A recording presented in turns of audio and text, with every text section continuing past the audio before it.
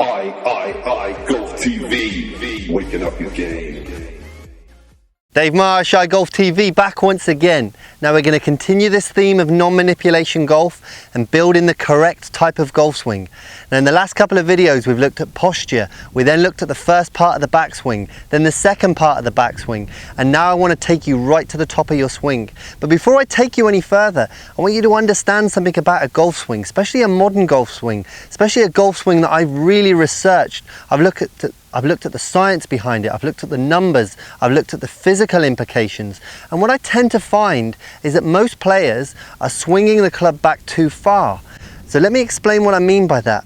When I see a lot of players set up to the golf ball and they start to rotate, their body begins to stop and they begin to start to swing their arms and their wrists, and they talk about a position like this being at the top of the swing. Now they haven't actually rotated into that position. They haven't used their body. What I'm very into is using the big muscles in our body, the big parts of the body that are able to be used very consistently. Consistency is obviously one of the crucial factors in golf, but a lot of players talk to me, "Oh, I'm not consistent, Dave." No wonder you're not consistent. Look at the body parts you're moving. Look at the way your game is based around timing.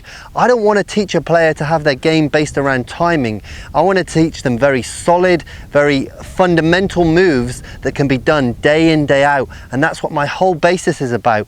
We want to get drills that are going to be able to build something that's going to last. So let's look at what we did in the last couple of lessons.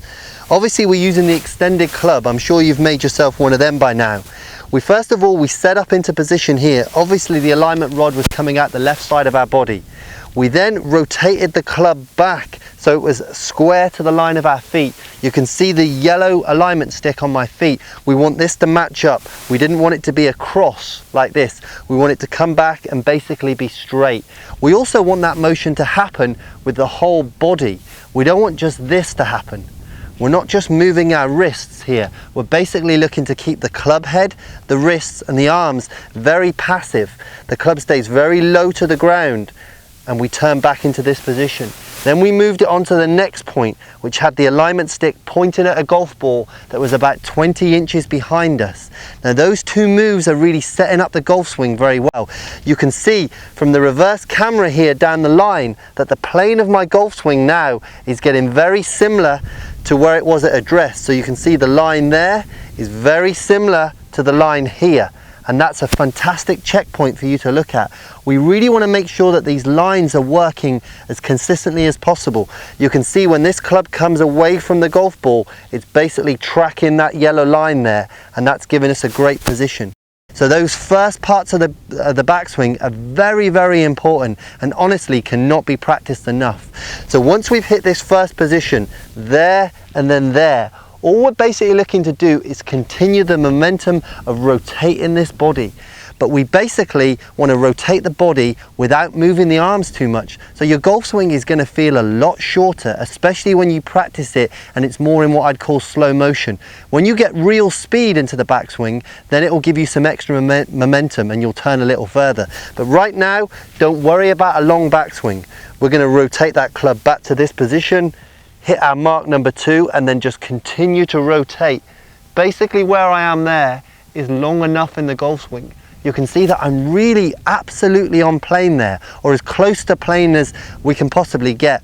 I mean, I'm not talking about my own golf swing being absolutely perfect.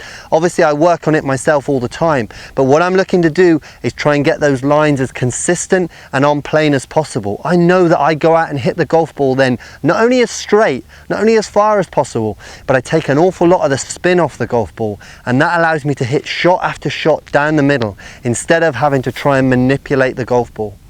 So let's work through that one more time. We're going to get into this position here.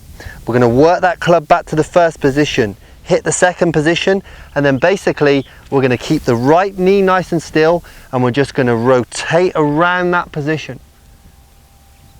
Now I'm holding that position there.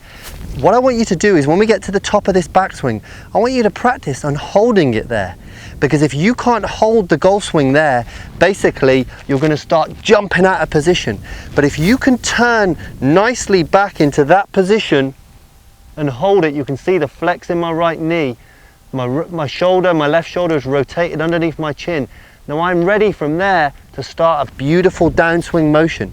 You can even hear in my voice that I haven't really changed the intensity of my voice. Often if you get into a position where it's very stretched, your voice will go very tight. So again, it's a really good exercise to see whether or not your breathing and your voice control can stay exactly the same when you've rotated to the top of your swing.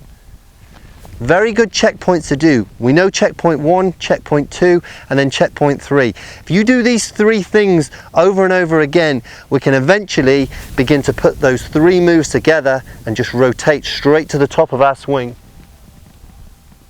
Then return and work that drill over and over again. If you really want to improve your golf, if you're serious about making a huge difference, this is the type of drill that I'd be looking for you to do at least 20 times a day. Get out there. As I've already said to you in previous videos, you don't need to hit golf balls. You don't even need to go to the golf course or the driving range.